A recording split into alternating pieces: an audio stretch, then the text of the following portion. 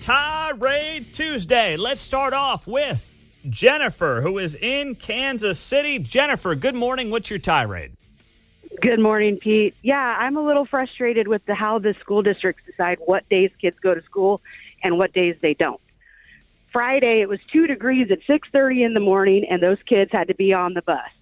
Yesterday, there was accidents all over the city. Those kids were at school. Today, I get that it's a little icy today, but nothing like it was yesterday, and the kids don't have school today. I didn't even think to check my email this morning because it didn't make sense that there wouldn't be school today. So I drove my kid to school. Nobody's there. It's a ghost town. So I don't know how they figure this stuff out, but I feel like if it's 2 degrees, maybe we don't send our kids to school. Now, if you don't mind me asking, which school district is this? Park Hill School District. I saw Kansas Park Hill City, was close. they follow yeah, but I didn't think to check. No. Yesterday. I'm not blaming you one bit, but you're right. It's been very inconsistent the last couple of weeks on this topic. Yeah, and when you have to take your kid to school, and how do I judge this? How do I know what is happening? Because I wouldn't think if it's going to be 2 degrees, you're going to make me put my kid out in that. I don't even want to go start my car in 2 degrees, Yeah, no, I don't blame you. And then today, listen, it's a little icy today, and obviously it looks like it's a little bit worse up where you are, as far as I can tell. A lot of the school closures are up north. But yesterday was far worse. But they were in school yesterday? Yep. Wow. Yep, and Friday when it was 2 degrees. The high Friday was 11 degrees. Gosh, you're right. It's been very inconsistent, Jennifer, and I'm glad you got that one off your chest. That's a good one, because I know there's thousands of parents around town that are just as frustrated by this as you are. Yep. Thank you, Pete. Good deal. That is a great way to kick off Tirade Tuesday on KCMO Talk Radio. It has been an absolute mess. Next up, let's go to Alfonso in Blue Springs. What's your tirade, Alfonso? Go. My tirade is with you and the conservative court. Joe Biden them had the right to get rid of the wire because of the supremacy clause. Obama and them did the same thing as Arizona, I believe. We always want to pick and choose when we want to use the Constitution. It's good and it's bad, so they did have that right. All right, so you are supporting the Supreme Court, its decision yesterday to say that they can cut down the Texas fences on the southern border. And listen, that's your prerogative, my man. That's a good tirade, Alfonso. Thank you. Disagree, but, at least you kept it short and sweet and right to the point, which is what we like on Tirade Tuesday. There you go. Next up, Jeff in Parkville. What's your tirade, Jeff? Go ahead, my man. Hey, Pete. So I saw that they overreported the jobs for last year, over 300,000. That's really interesting. That's kind of a big number. The other thing, when you peel back the layers, the jobs that were actually accurate, the ones that were correct, we've been adding government jobs, 56,000 per month. Now, government jobs are not good manufacturing jobs. We need to be adding manufacturing jobs to get this country going. So the other thing I'm wondering about, with the pathetic numbers that are actually in there, with the millions of people crossing the border that are coming here to work, why aren't we adding 500,000 jobs a month? Are these people coming here to work, or are they not coming here to work?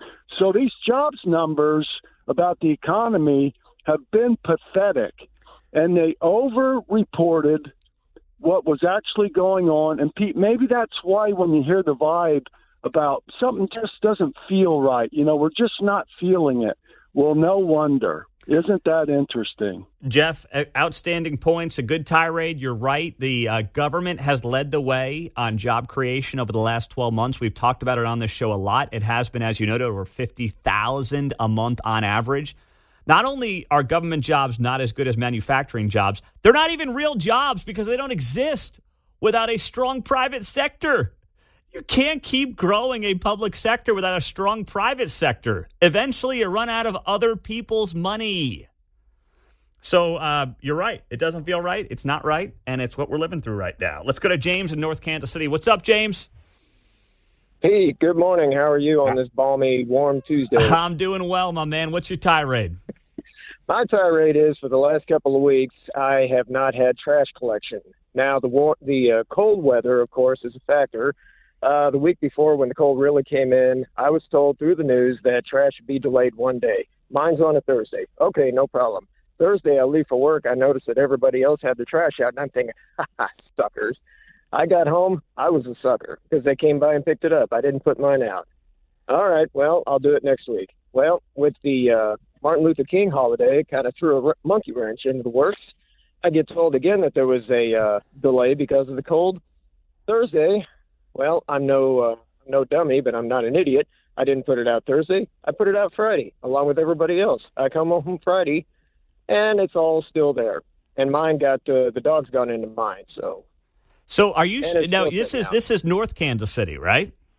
The North Kansas City area. I'm actually just a bit north of North Kansas City. So are you in Kansas City, Missouri proper? Yes, sir. Okay. So, yes, you did follow the Kansas City, Missouri trash pickup schedule, which was getting delayed with the weather the last couple of weeks. I don't know, man. I've got sympathy for you, but I can't make sense of that one, brother. I don't either. It's plus the one over here where I work, the dumpster's been full for the last 2 weeks. So. Oh, jeez. Yeah. Well, just keep throwing on that deodorant, use the air fresheners, and hope this week is better for you. Oh, I sure hope so. I'm throwing it on as much as I can. It's not helping out very much, but thank you. Oh, thank you very much there, James, on a Tirade Tuesday. You too, brother. 913-408-7957. Let's go to Stephen in Kansas City. What's up, Stephen? Good morning.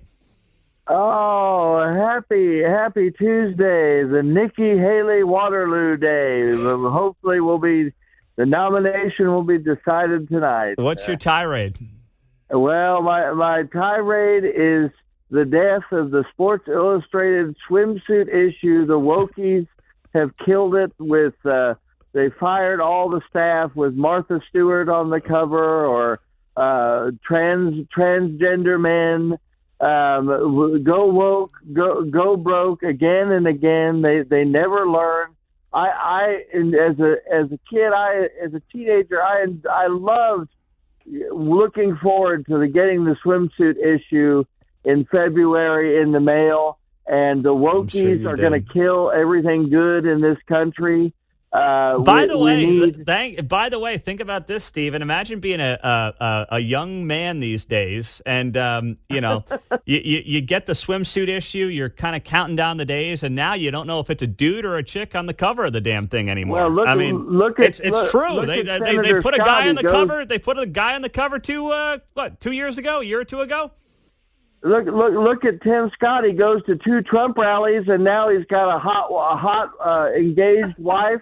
Come on, man. He's going to be our next vice president. We got to put some virility into these boys, man. With this, bring back the Sports Illustrated swimsuit issue. Well, maybe you can lead the way on that, Stephen. Maybe you can offer up yourself as a potential model for since anyone can do it these days. 913-408-7957. Let's go to Larry, Kansas City. Go, Larry. Hey, Pete, I listen to you talk shows like yourself all day long. I like to just aggravate myself. I listen to right-wing radio more probably than right-wingers listen to it.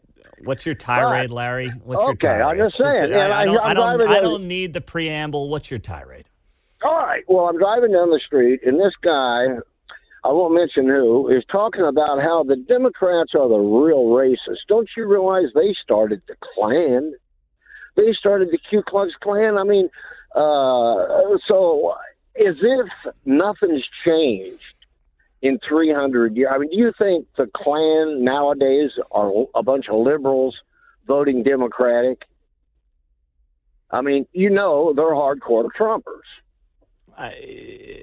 The Klan? The only people pretending to be Klan members these days, as far as I can tell, are feds. Are who? Feds. Are feds? Feds, Larry. Thank you. Feds, F-E-D-S.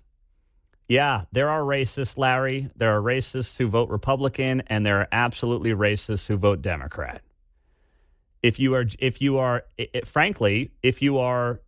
a proponent of the DEI world, that we now subscribe to me, that's racist.